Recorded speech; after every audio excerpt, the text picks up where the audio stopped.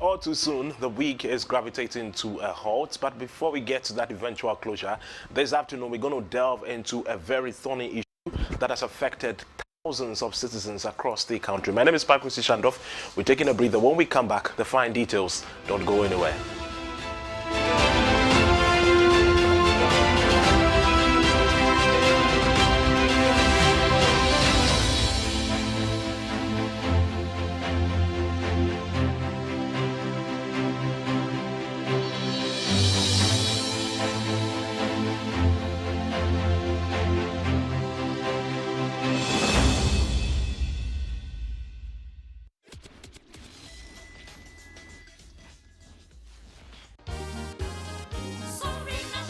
Sorry, not sure.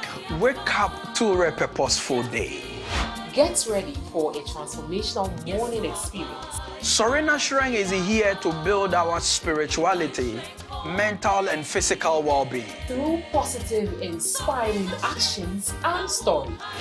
We bring you exciting activities and conversations that develop us as a people and as a nation. We take a look at the trending issues in Ghana and the rest of the world. And we also review the impacting stories from our local newspapers. Every morning, we bring you stories of hope, change, and renewal. We empower you through the Word of God and provoke you to live the purposeful life destined for you. Join us, Anita Kwaku and the Reverend 𝗟𝗏𝗦𝗘 Monday to Friday from 5:30 a.m. to 10 a.m. as we take you on an inspiring journey, live and exclusively on WTV. You may also join us on Facebook at WTV Ghana and on YouTube at 𝗟𝗏𝗏𝗘 Ghana. Sorry, not Shrine. Wake up to a purposeful day. Sorina Shrine is brought to you by Danwell Insurance, Multi-Credit Savings and Loan, and the Methodist University Ghana.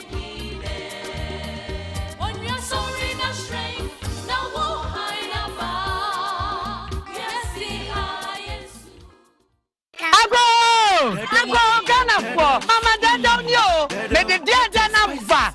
Dead spices are wood running in every Jackson. And you never know yet. If we come your job, we no use dead spices. We no go job. I don't feel. Taste the inside. Yeah, the natural spices, Papa Pana. Noodles on a beza. Everywhere you go, dead spices. Just the one. No more dead spices. Aji baby, Black, tasting like chicken. Kaji, go. But dead spices here what Jenny say. Nanya good taste. If we say yeah the natural spices and yeah you're gonna hey yo. Annie, you want all purpose, stew, noodles, curry and nutmeg and a jollof. Dead spices. Taste yummy. Taste lemon. Dead spices. Taste day inside. FDIG a good in Kratoya.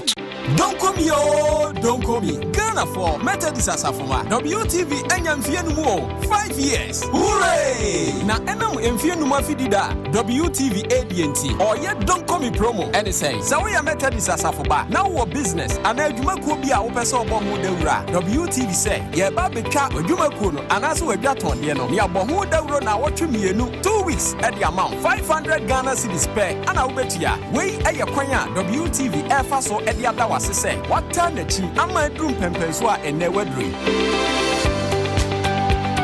Yanunti Methodist Asafoma mo wanwumaku a mo pese mo bo ho dawuro no muntutu mrika na mo mra Fred WTV na ne mpanifo ni nkomo emfa don komi promo yi ho 0593 110733 ana WhatsApp 0256 253461 WTV reaching out to the world.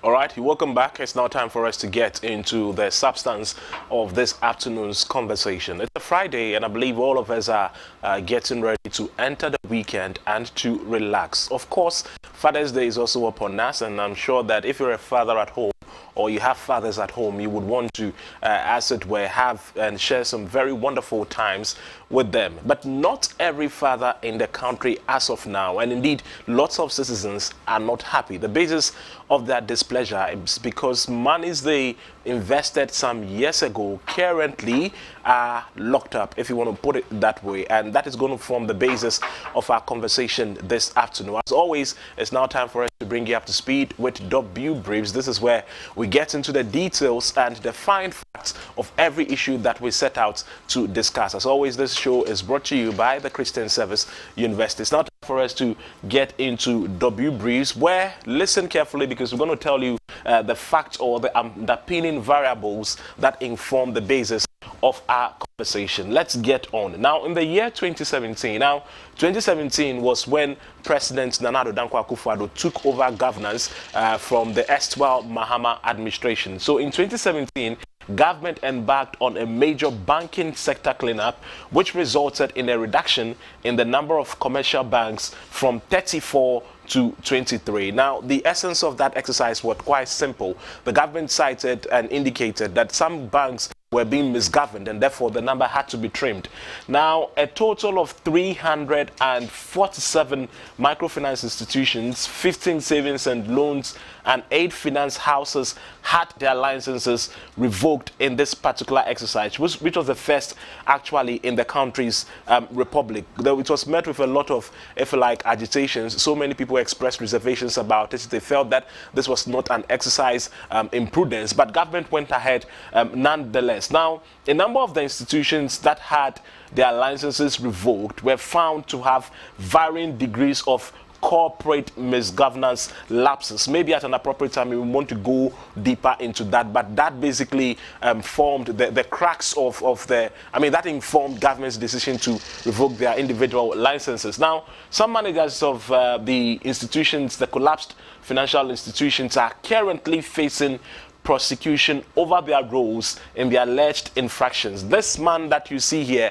is one of them, and unfortunately, 𝗟𝗏𝗏𝗏𝗏, as he's called, the founder of the now defunct Capital Bank, has since been jailed 15 years for stealing. This was a very topical issue. As journalists, we reported the matter extensively. Unfortunately, it's now behind bars. The government in 2020 disclosed that it spent about 21 billion Ghana cedis on the banking sector cleanup, and then also additionally an amount of 5 billion was spent on the president's directives to fully pay all depositors whose funds were locked up with the failed specialized deposit taking institutions and microfinance institutions as well.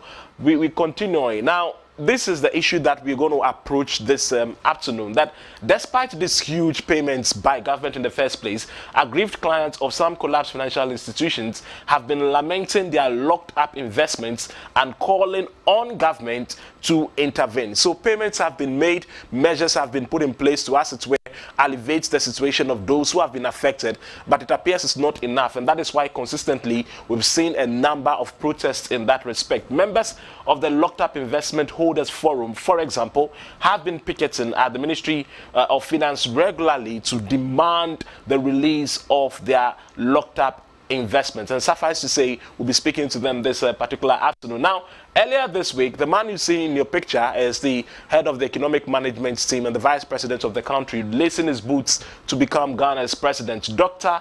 𝗏𝗏𝗏𝗏𝗏 announced that the Ministry of Finance is making arrangements to reimburse clients of companies liquidated by the Securities and Exchanges Commission. This is an assurance that came in the course of this week. If you're a follower of our evening news highlights, you saw that we filed the story appropriately. So that's 𝗏𝗏𝗏𝗏𝗏 giving the assurances in that respect. We want to proceed. Now, the big question that we are asking this afternoon, that to what extent will this latest move alleviate the plight of the affected customers, who explore the impact and remedies available to all those who have been affected. My name is 𝗏𝗏𝗏𝗏𝗏𝗏. We're taking a breather. When we come back, I introduce my guest and get into the cracks of the conversation. Don't go anywhere.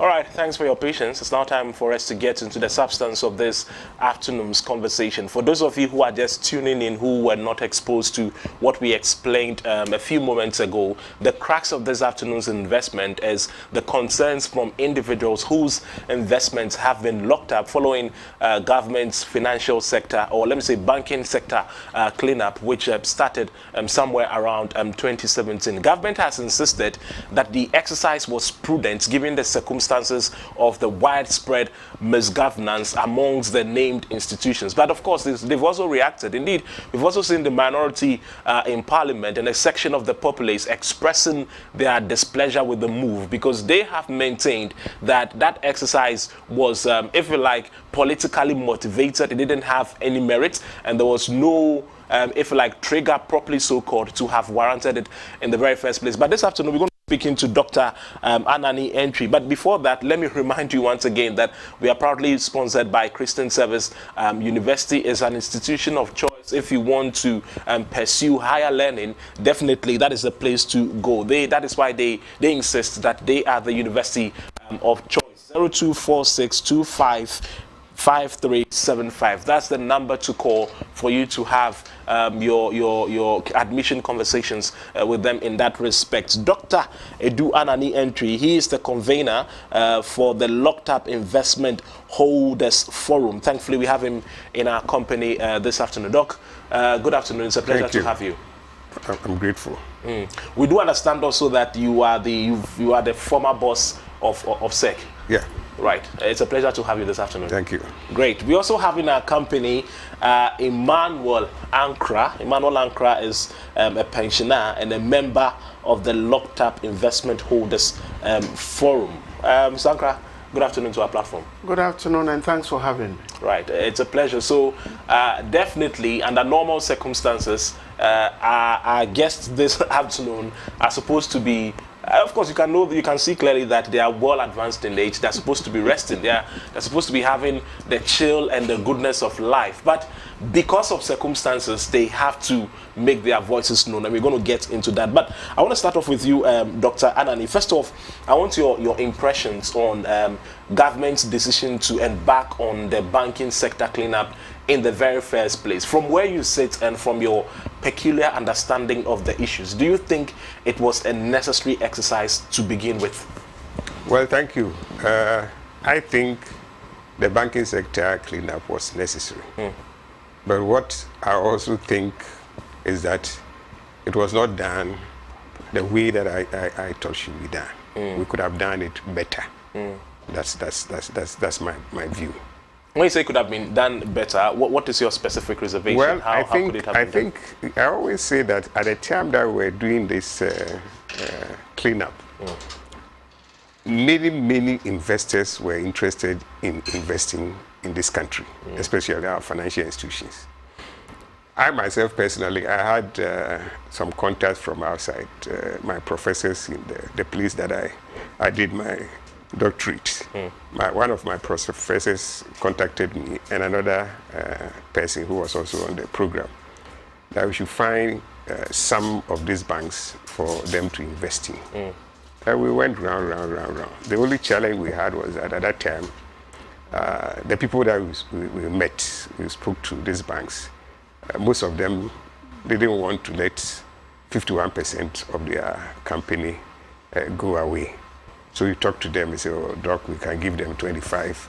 You get back to your principals, if you want to call them that way. And you say, well, we want to have controlling interests in these banks. Some of them even wanted to change the objects in terms of what the industries that you are interested in. One of them was very much interested in mining.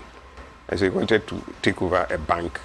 And then it's like how financial institutions, multinationals, and if you go through international banking, why some banks go to other countries. Sometimes one of these is that they follow their clients, their customers. So if they have good customers elsewhere, maybe European customers, then they realize that these customers, one or two of them, have come to a country like Ghana. They want to come and have a presence here so that they don't lose those their customers. They can still service them. So one of them wanted to a bank that they were going to turn their focus into mining, because their clients were actively in mining. I can cite many examples. So people were prepared to invest in this country, because at that time nobody has seen that we had any problems. So for me, if I were involved, what I would have suggested was that let's allow people to come and pump in the capital that we needed. Other than government collapsing. Yes, these people needed capital. That's all. Their capital were impaired, whether through governance issues, their capital were impaired.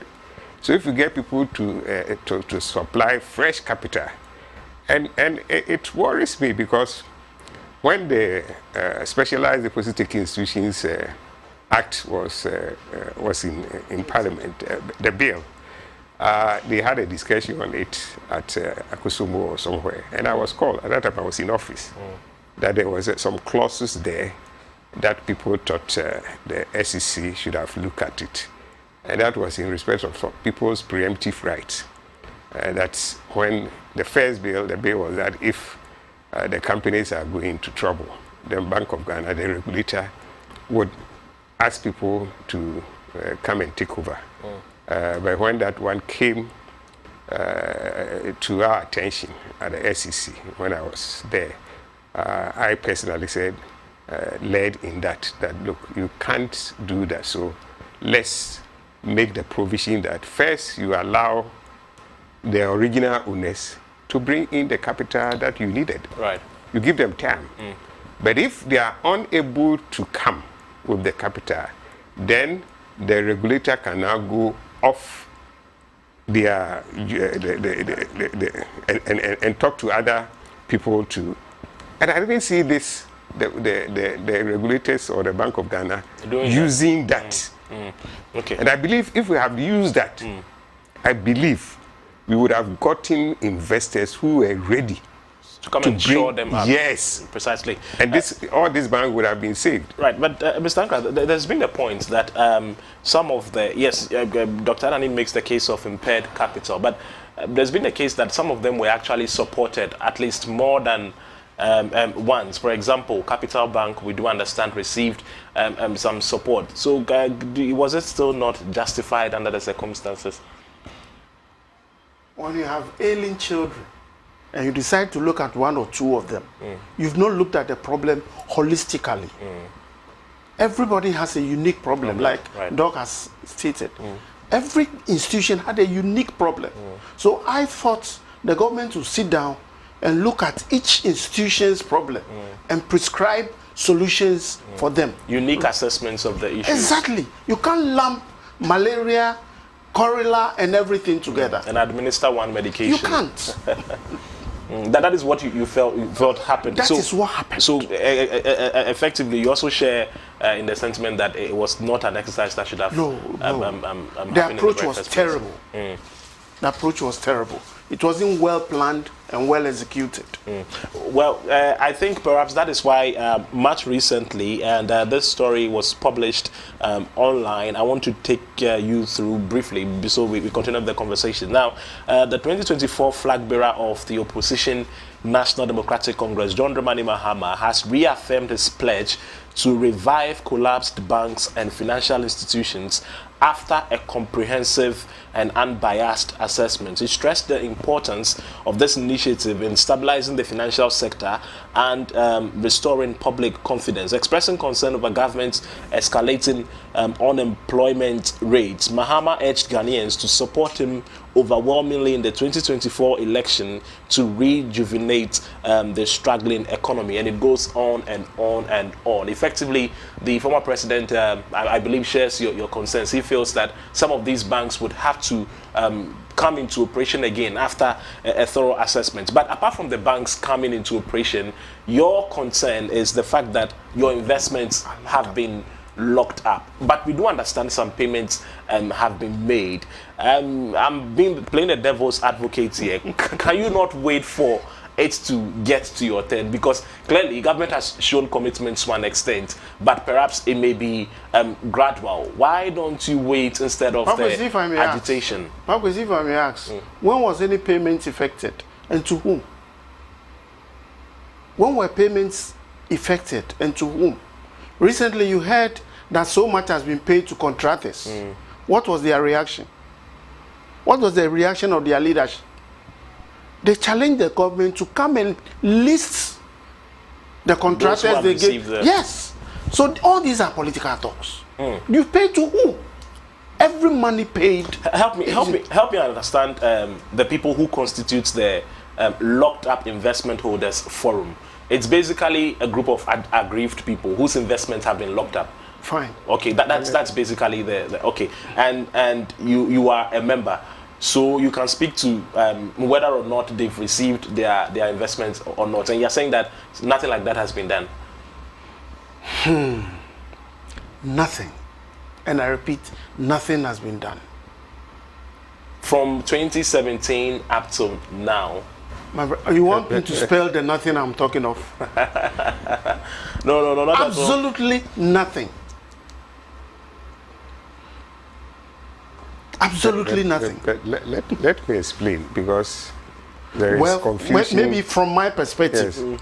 There's confusion in the minds of people when you are talking about payments that has been made.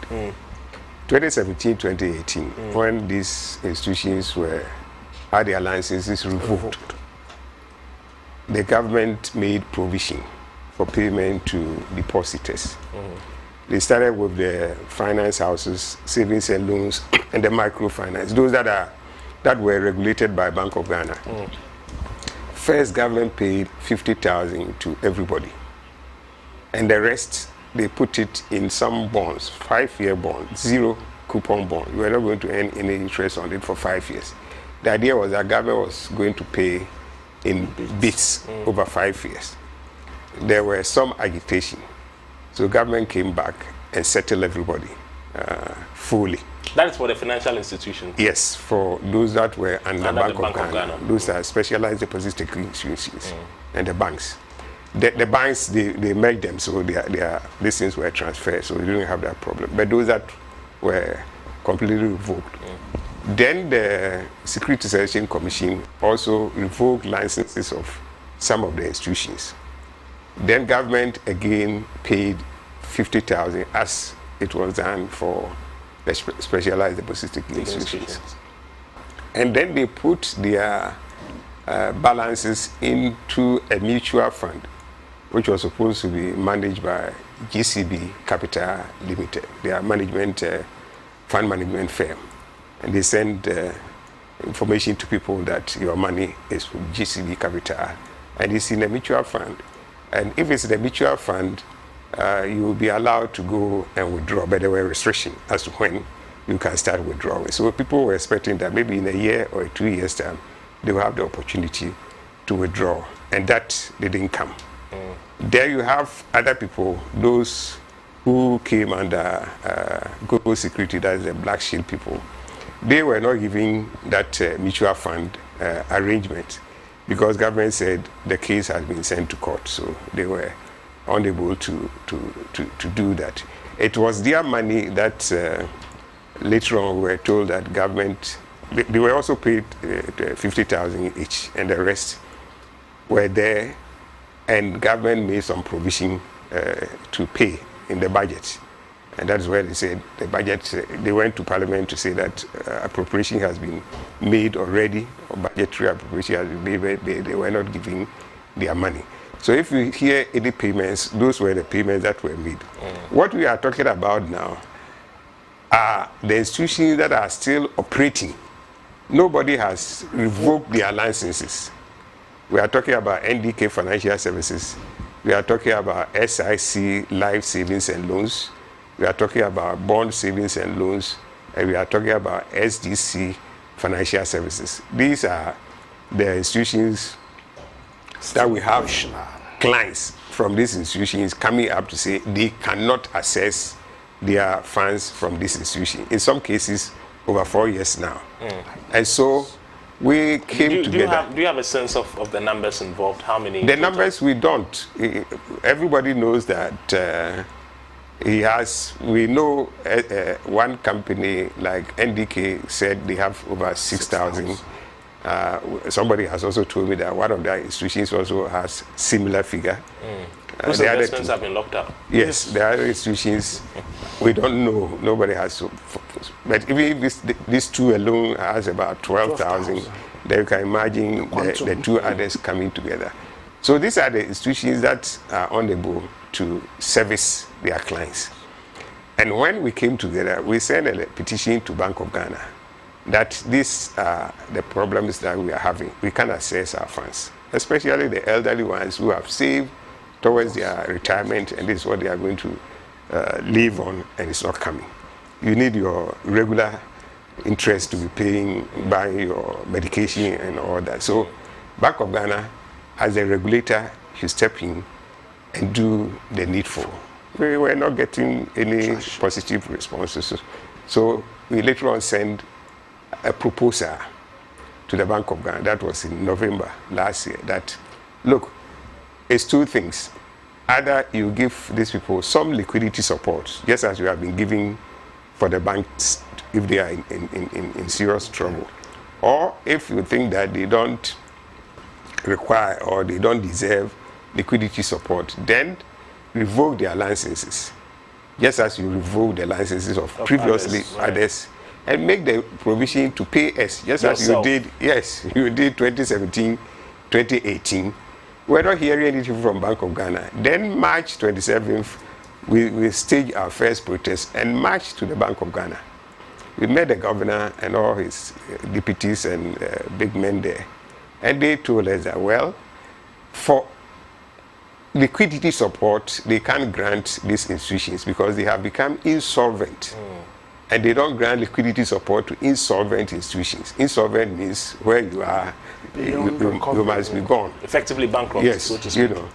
And then we said that under the law, the Specialized Deposit-Taking Institution Act, it tells the Bank of Ghana, the regulator, that if you foresee, even in the next 6 months, that an organization will become insolvent, the law says start the resolution processes now. But these are institutions that have been insolvent for years. And Bank of Ghana, you know it. So why haven't you revoked their licenses? Bank of Ghana simply said that. I know they have become insolvent. I must revoke their licenses. But if I revoke their licenses, I must pay clients.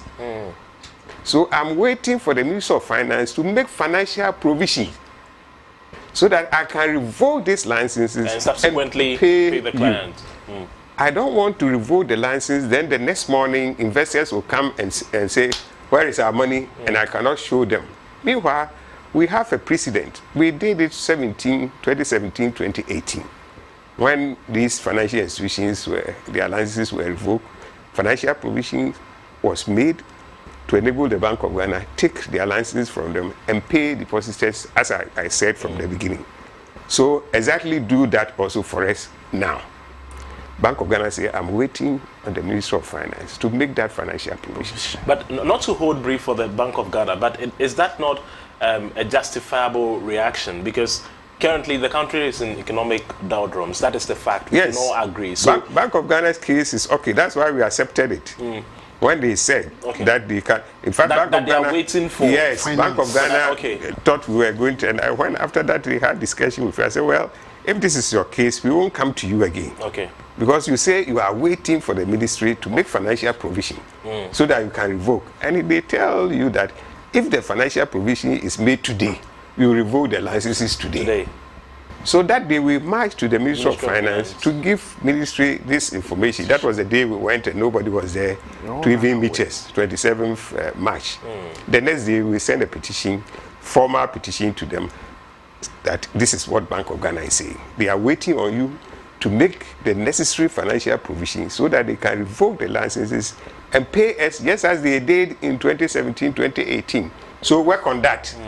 And this is where we and the Ministry of Finance are on up to now, that we haven't had anything much. Today is 13th of June. It's been more than A quarter. A quarter. Yes. I mean, it's been, this last year. Yes. No, This year. Yeah. So 27th to. I mean, Yes. it's been quite a number of days, months, and over. But have you received any definitive response from the Ministry of Finance? No, we haven't. That is a worry that we have.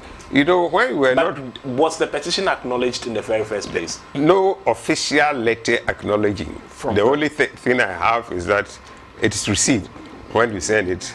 The secretary's from who, office. If you may want to from disclose? the office of the minister, the secretary at the office of the ministry. They are not disputing receiving the letter. And so when we're not receiving any information or any feedback, we send a reminder after 3 weeks. We still didn't receive anything, and we warned that if we don't, we will start picketing here. And when nothing was being heard, we just informed the police and we started our picketing. The first day that we started the picketing, which was 15th May, the Deputy Minister for Finance came to meet us. He was coming to the office where he saw us. And according to him, he didn't know the issues. So I personally briefed him. When earlier the Secretary's office had acknowledged receipt. That was the minister. Minister's office, yes, you know, yes, he was that's appointed not quite long yes. to join the ministry. He was. So we briefed him. I briefed him sufficiently, and then he promised that he will get back to us after he has gone through the documents. And so I said, well, we have informed the police that every Wednesday we are coming. So if we hear from you before the next Wednesday, then maybe we will see what to do. Yes. Perhaps. We waited. By Tuesday, no information has come. So I personally sent a letter to the police that we are coming. We are going to the picketing the next day, Wednesday. Wednesday. It was afterwards. I did the submission around 12:30. So afterwards, around 1, 2, then I got a call from the deputy minister that they wanted to have a meeting with us, but he's traveling, so we should allow him to go and come. He will be coming back on the 27th, and that day was 21st. So the forum agreed that let's give him the chance. And I suggested that tomorrow is 22nd. We won't go for the picketing. The next picketing day was supposed to be 29th. But since the minister was returning 27th, it will be too close to say by 27th, 28th, you should have something done. So let's suspend it from 22nd and 29th. Giving them a lot of grace period. Yes. Yeah. So he went. After 27th, we weren't receiving anything from him. So the next week, Thursday before the week for picketing, I sent him some text messages. I called, I couldn't get a response, so I sent text messages, WhatsApp and this, and SMS that you've come and we are waiting for you to call this meeting. But be mindful, the next picketing is 29th. So if we don't hear anything, then of course, you will have to see us the 29th. No response. So that was 5th June. So 5th June, which was the next, because we have suspended the 29th one. So 6th June, we went. And then when we went, we still didn't get a meeting with the deputy minister, but we were called into the office and 2 officials briefed us that the deputy minister has traveled again. The minister also has traveled again. So they have given them a message for us that when they come back the next week, we will have the meeting. So we finished our picketing. We came back. The next week picketing was going to be 12th. By the 12th, we haven't heard anything from the ministry. So we went on the picketing that 12th, which was last Wednesday.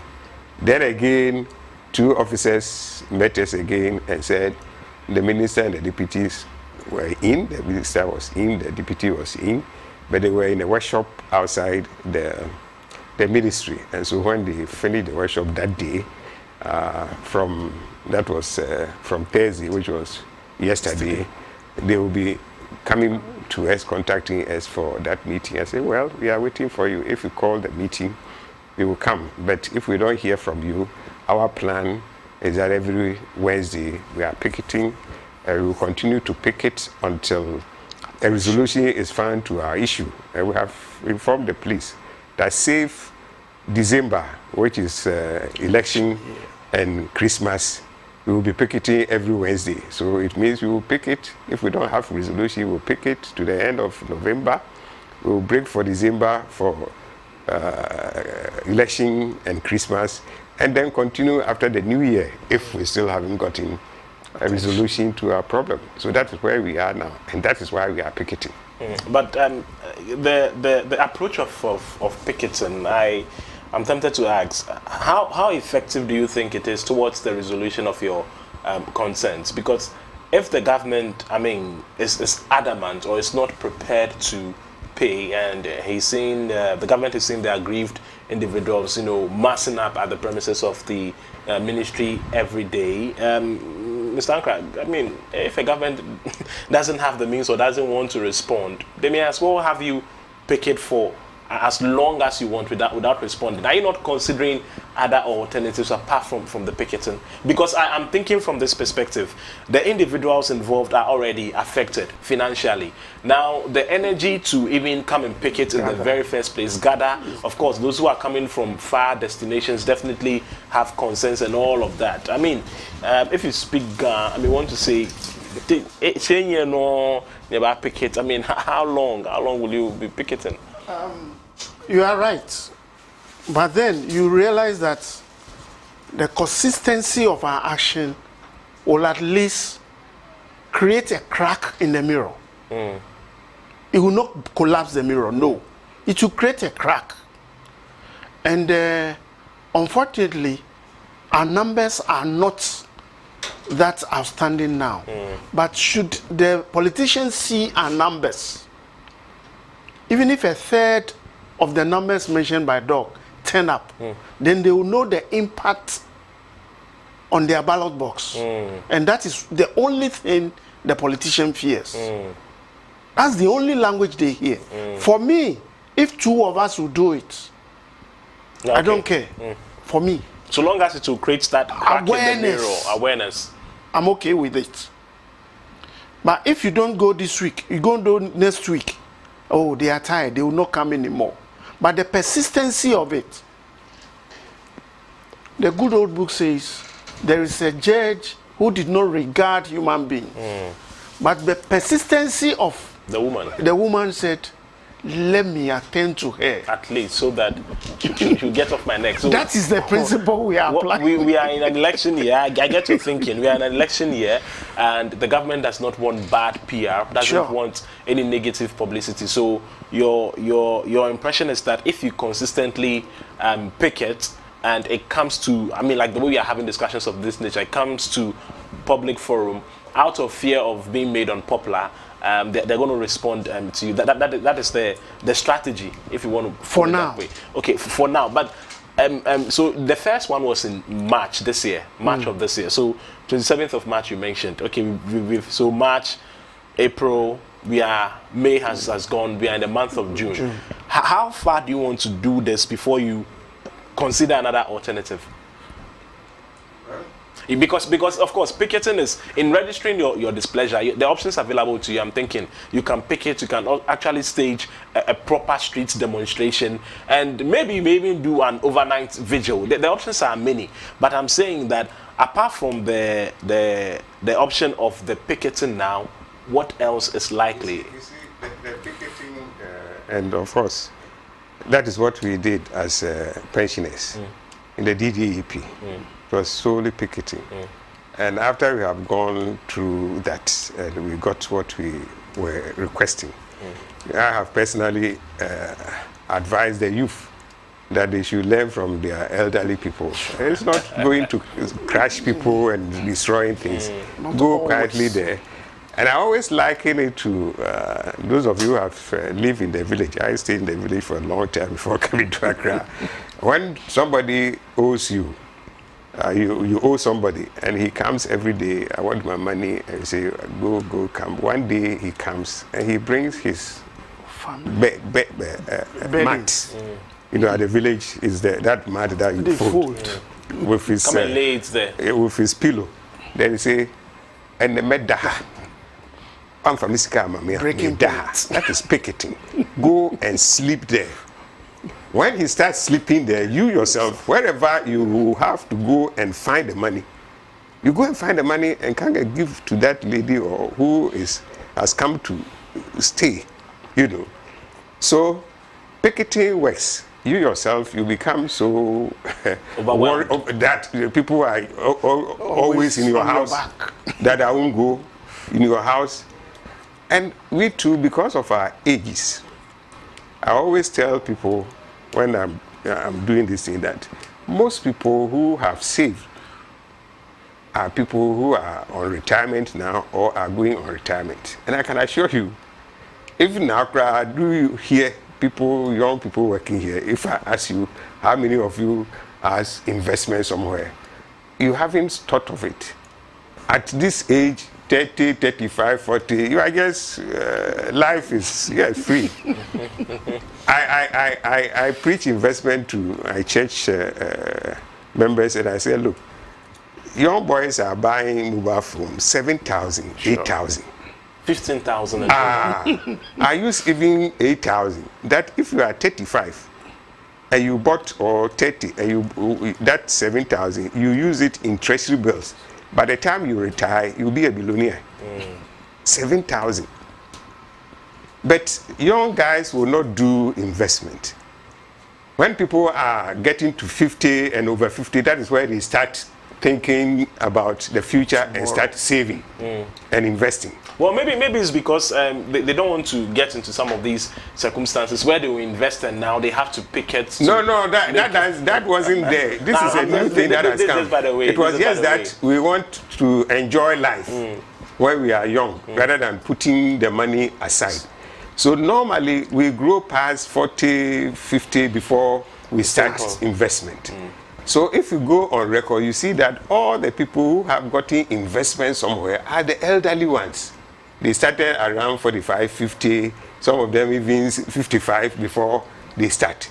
And some of them even after retirement, when they get their lump sum, then they go and invest. Drop it there. So you see that a lot of the clients in these finance houses are the elderly ones. So when you go on picketing, you see that the elderly ones are in their numbers. And because of our health, we can't do any strenuous, activity. And so that's why picketing. When I was doing with the pensioners, we were not even marching. You sit in your car, whatever taxi that gets you there, you get from your taxi, you go and sit down, sit quietly, and you are picketing. But here we have even added a stretch, marching from NDK with band, for them to stretch more. It's not easy, but at least they are able to do that. So it's soft touch ones that these elderly people, but it is effective because you come and you see it. And I'm telling you, the image is not good. Nobody wants to see. No government official is happy that you see people always at your premises backyard saying, I want to give my money, try and make financial provision for the payment. So it will be effective. It is going to be effective. Right. If you persist, and we have said we will do it every Wednesday. If some part, and I keep on saying that if 2 people cannot come because they are weak, other people who rested for last week will join. So we will always, even if we get 10 people, we will go for the picketing. It's okay.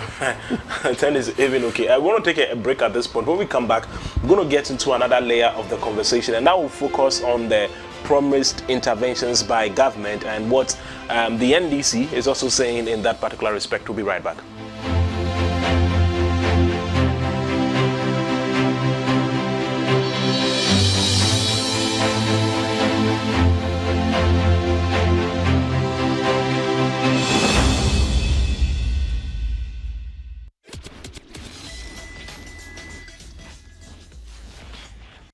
Praise God, praise God. Christ in tea, you respond, yeah, addition. I'm excited to announce to you, friends in the Lord, are you seeking for a platform where you can pray? Open baby up a soul bomb pie. Now ninyami edi inkita home. Bibi chiro so. And I'm maybe not the same kum. and you're coming home. Let's go into the prayer room on WTV every Friday 9 p.m. to 11 p.m. to meet seasoned ministers of God that God has raised to impact your life. Remember, John Wesley said, I have too much to do, therefore I spend several hours in prayer in able to do it.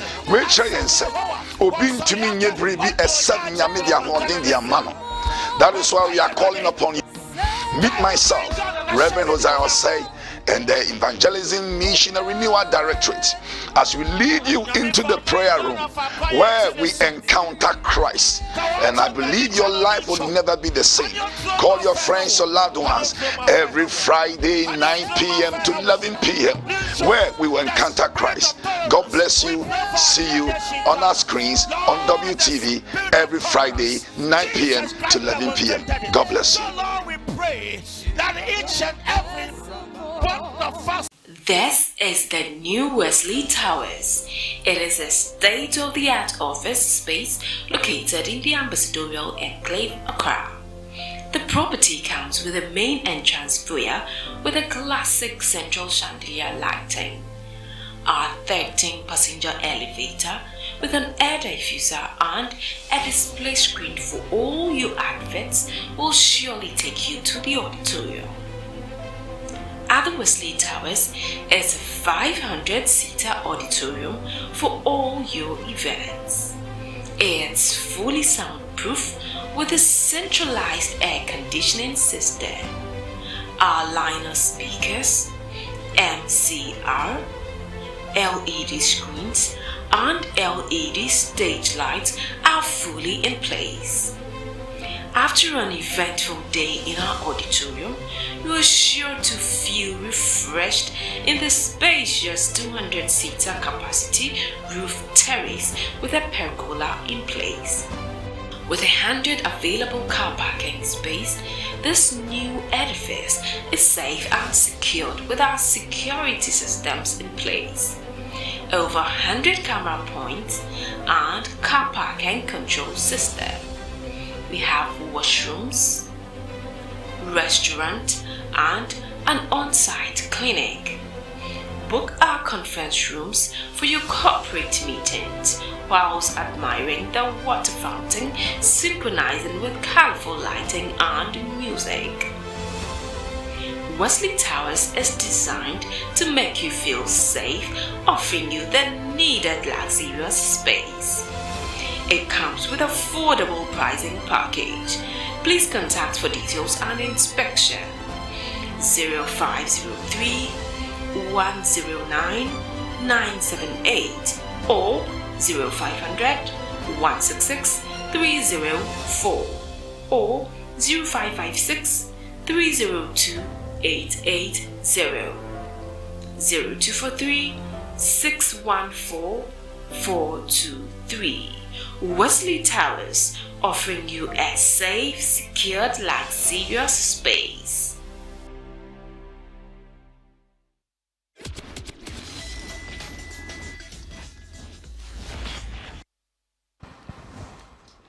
Thanks for staying with us. We are here on Wesleyan Television. Don't forget that this program is also being streamed live on YouTube across the globe. We're also live on Facebook. So those of you who are watching us through these mediums, we recognize you as well. Proudly, we are sponsored by Christian Service University, the university of choice. If you want to further your education away from having graduated from the senior high school, there is an opening for you. Also, if you've had a feel of your first degree already and you want to take it a notch higher, of course they also have programs in that particular respect. This afternoon we've been focusing on individuals whose investments have been locked up with some financial institutions. Dr. 𝗧𝗵𝗲𝗘, he's the convener of the Locked Up Investment Holders Forum. We also have in our company this afternoon Emmanuel Ankra. He's a pensioner and also a member of the Locked Up Investment Holders Forum. Earlier, we were discussing the fine details of the situation and what they've been doing to, as it were, have their concerns addressed. But I mean, off the record, in just my chit chat with them, the depth of the situation is more than we perceive or more than we understand. But at this point, we'll try and see if we can propose some solutions, and I'm sure that we'll call it a wrap. I'm going to start off with you, 𝗟𝗓𝗏𝗧𝗏. So clearly, this is a big issue. From where we stand now, I do not, as a journalist, my understanding of where we are as a country, I honestly do not see the Ministry of Finance perhaps coming through anytime soon, unless maybe the pressure is highly intensified. When I say highly intensified, maybe more than, if you like, the weekly picketing. There must be something that must be forceful enough. What more do you have off the top of your mind? Because I mean, if I were in the seat of government, for example, I was at the decision-making table, I could say that, look, maybe this is an inconvenience I can bear. Every week, I'll wait for one Wednesday for a group of people to come in, I'm saying it advisedly, make noise. I can absorb that and have another rest period for another 1 week. I may want to, especially when maybe there is a tendency for that government to go out of office. The government of the day may want to absorb you for that period. But at the end of the day, it's you who are at the receiving end. What more would you want to do? And are there legal options as well at your disposal? You see, I'm giggling because of the word you introduced. Legal options. My brother, you see, all that is at stake. Even if at home, someone owes you 1,000 cedis. He says, let me give you 500 and give you the residual 500 in 2 or 3 tranches. At least he's made a proposal. So look at the figures on the table. Look, folks, I'll pay you 30%. Let the residual be in 2 or 3 tranches. Ask Doc whether he will not accept it. Ask Doc whether he will not accept it. The principal goal is retrieval. So whatever means we'll get our monies back. They're fine. If you pay us the first installment and then you spread the other installment, whether you are there or not, we know there is a pending promise. Government will do handing over. Definitely, they will hand over to the incoming. So there will no obligations that are on the table. What you are pushing us to do will not tell you. What is our next line of action? We will not tell you. No, but it's important for. I mean, I don't think I know anybody who is directly affected, but hearing from you alone, and in the interest of solidarity, absolutely. And I must say that I share in your predicament as well. So the point really is the solution. Because I'm looking at, the character of the typical politician in Ghana. Okay, apart from your issue, there are lots of concerns that have come to the fore. Government must do this, as we speak, just this afternoon, 𝗟𝗓𝗏, for example, have declared an indefinite strike. Now, their concerns have gotten to do with the fact that their negotiated service of conditions have been delayed and all of that. We've seen this over and over. Government, sometimes I have the feeling that maybe those at the helm see these stories, they read them and, okay, allow these people. That is why, for persons like you, we are concerned. What really, that's why, and this is coming to you, Doc, it's a legal option on your table. Would you want to add to the picketing probably a suit in that regard, something that may be more compelling? And we are not asking you to disclose all the weapons in your artillery, not necessarily, but really beyond the picketing. No, I think we are not going to go through any legal route. The fact of the matter is that Bank of Ghana has conceded that these licenses must be revoked. But when they revoked, they must pay us. So that's established fact. It's getting the money to pay, the arrangements to pay. And I think if government owes, if it takes over, it revokes the license, let Bank of Ghana revoke, and there is payment, government can find so many ways of settling these debts. I know that sometimes government, when he owes, he gives you some paper At least you know you are holding a paper which says this is due from government. You can use it even to also negotiate for something. Mind you, when government started this, the ones they pay the microfinance and other people in 2017, they couldn't pay all. The paper that they issue was 5-year zero coupon bond. Some people discounted that bond. And that also creates a rediscounting market for people. If you have money, you can. Somebody is waiting for 5 years to get his 300,000. You now give him 150,000, and you take over the 300,000. People opted for that. So that also created even a market for people who want to, banks and financial institutions who want to do that, call it discounting it and paying you a value now. So, but if you don't have anything to show that you have something with government, that is a challenge.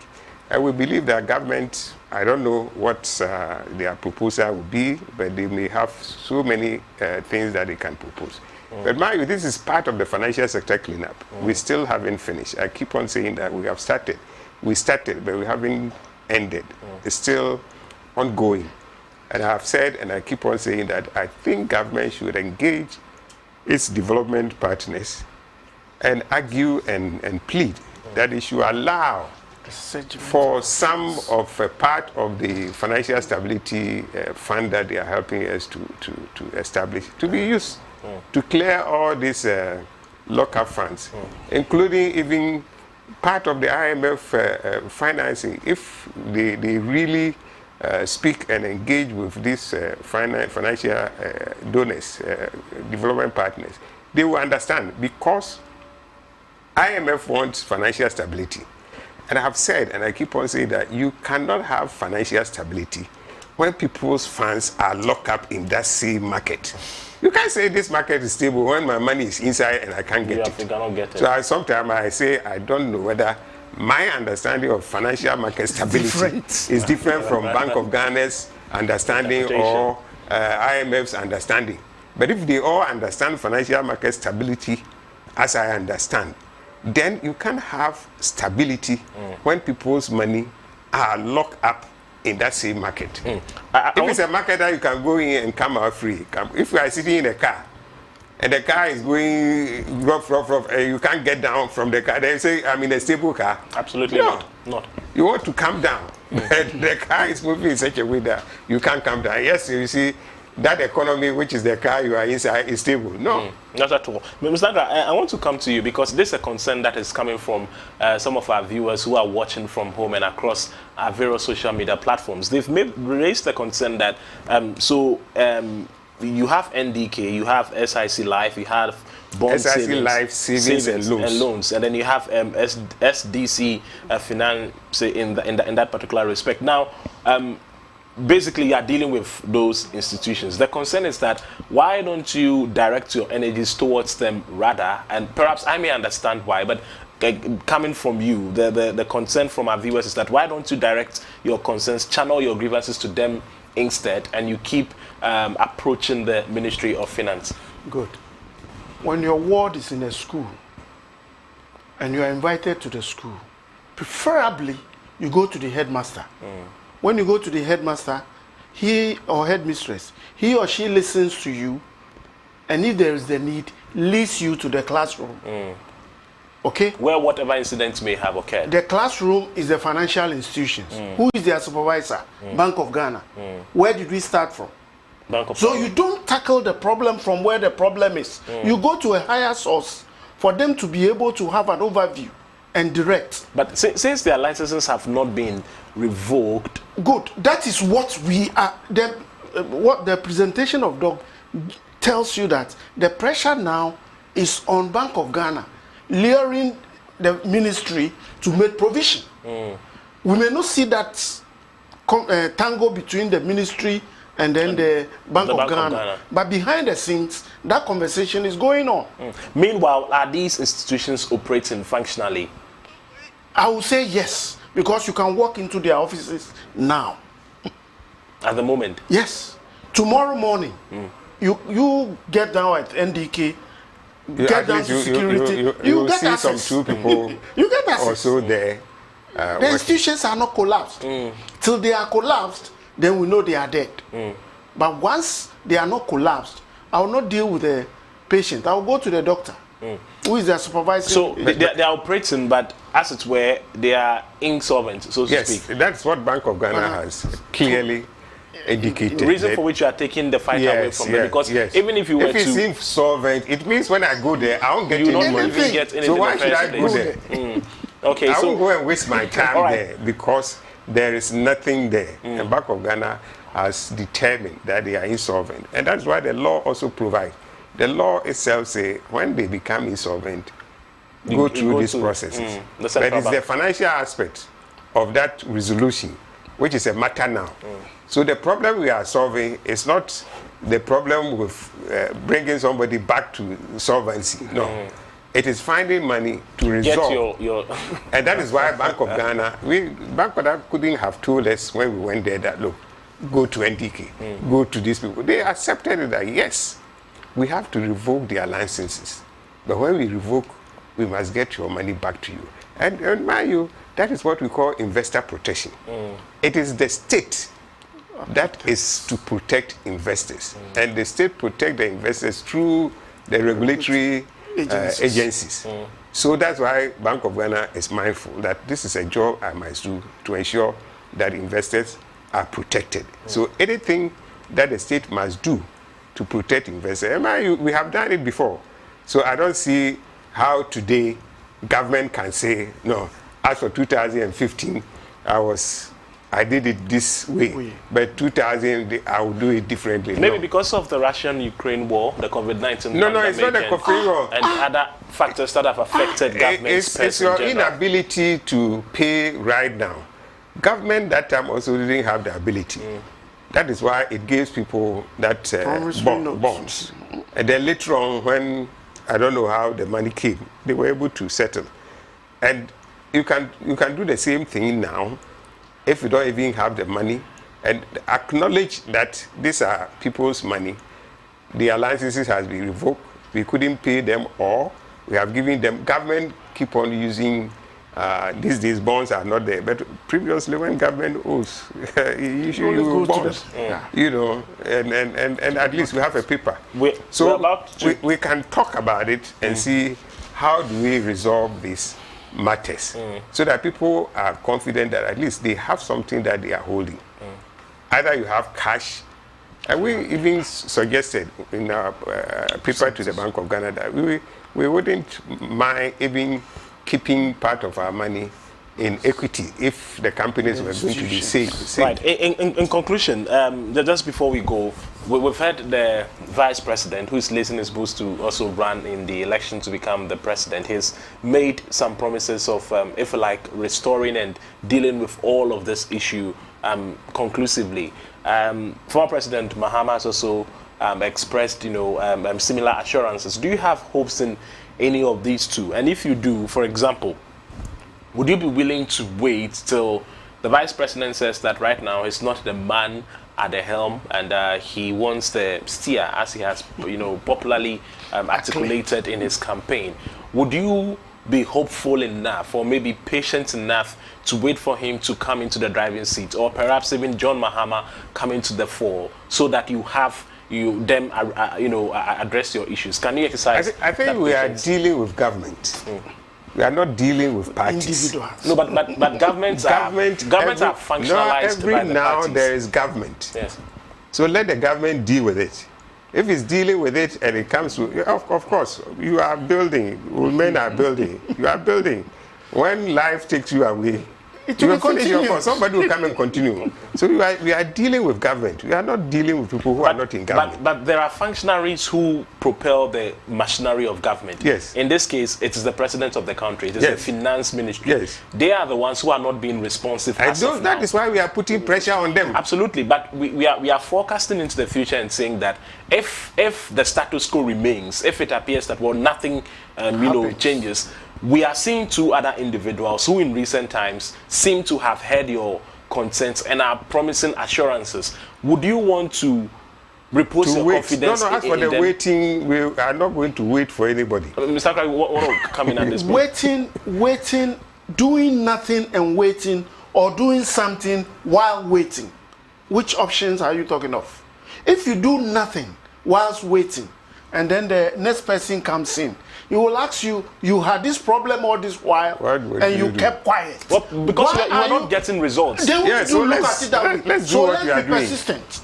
If we don't succeed and somebody comes and we succeed, we want success. We still continue. By the way, if someone laughed at you, said when you were receiving your periodic interest, nobody heard of it. Now that they are delayed and they are not coming, you are crying. And the person tells you, I will help you. Will you trust him? After ridiculing you. This is in reference to who or what exactly? You are a journalist. You are a journalist. You should know. No, it is not coming. It is not readily coming to mind. That is why I am. One of the two you've mentioned. One said when they were receiving their regular coupons, nobody heard of any noise. But now that there's defaulting, and then he turns around and come to you and said, "Oh, don't worry, I'll pay you your money." You gleefully accept him. Final words. Let me take you, and then I close it. Well, I think that this is a serious matter that we are dealing with, especially when, and I have said, I don't have the statistics, but I've been in this market for a long time, and I know the youths are not investing. That is a fact. Anybody I talk to and I have to ask you, do you have investment? That person will say, Master, don't ask me that question. It's the elderly ones that invest. So if anything happens to investment, it is the elderly that are being affected. We only invest when we are getting old, and then we know that we are getting older, so we must save. So government should know. And the fact that these elderly people depend on this solely for their day-to-day. And I tell people, when you are on retirement, it's not easy.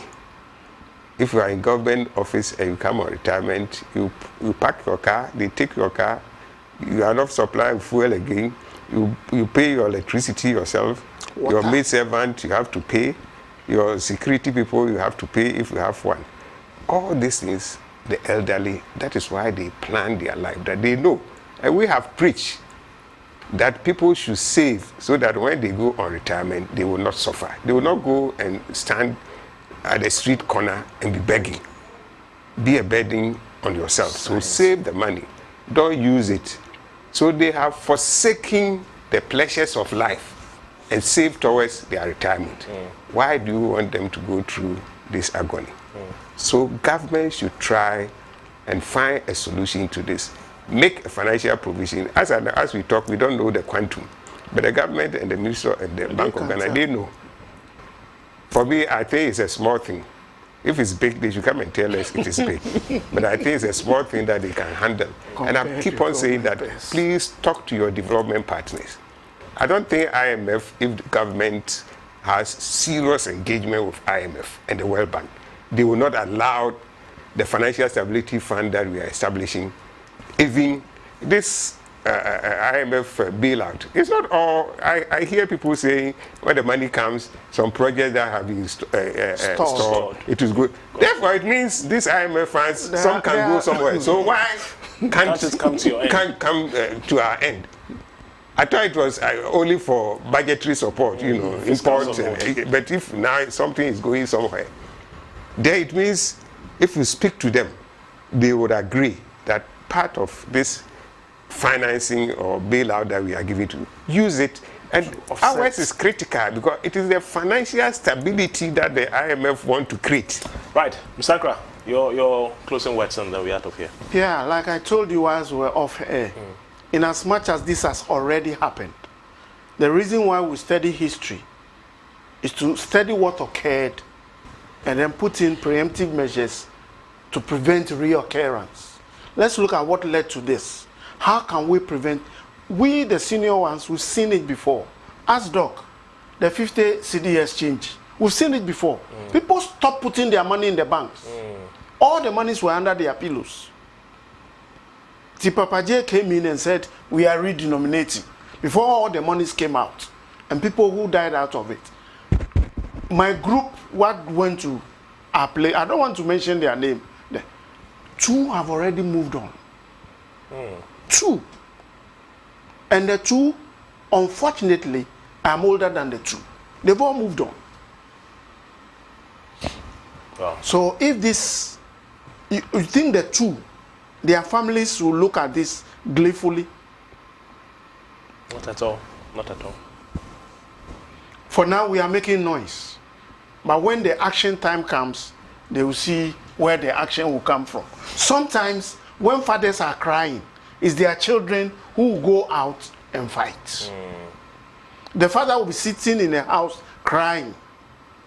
And the child knows the source of the tears. The tears. So he will go outside there and fight for the father. No more. But in the meanwhile, happy Father's Day all the same. Thank you very much. And we are hoping that very soon these concerns would be resolved. It's been a pleasure having both of you. Dr. 𝗧𝗵𝗲𝗘 is the convener of the Locked Up Investment Holders Forum, and Mr. Emmanuel Ankra, he's a pensioner and a member of the forum as well. Their concern is very simple, that they have invested, it's time for them to reap, and government should, as it were, expedite action and ensure that they get what is due them. We are hoping that these concerns will be duly addressed, and here on this platform and elsewhere, we'll also be amplifying it as much as possible. On that note, happy Father's Day again to all fathers. We are hoping that the Lord will keep all fathers in good health, especially in these difficult times. My name is 𝗓𝗂𝗧𝗵𝗲𝗘. It's been a pleasure having you. We'll meet again on Monday. Happy weekend. Bye-bye.